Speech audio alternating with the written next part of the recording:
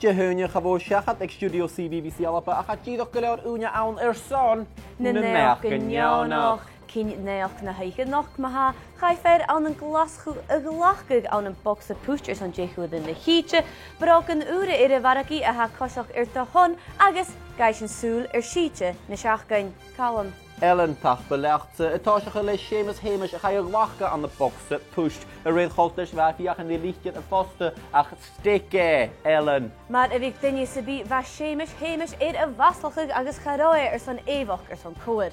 A réad a choltas sé hachad go raibh cuiteach eile a fiach an Naidheachdan a fosta agus ganichead go raibh stice nó do lut at amachcha bheit chut dearach leis a boxe pusht. In asgiolch agus ha brogan ure i'r faragi a ha cosioch irta hon.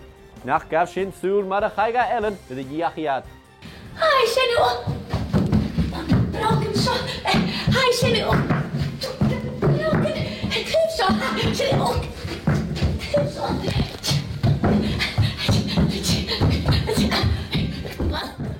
Cha voliniad dúlích Ellen sin acad sa. Wel cha volin misha at ichir a Calum seo siete na siachgain called Calum. Tu a go Jason yes an year, hai go vi fuor.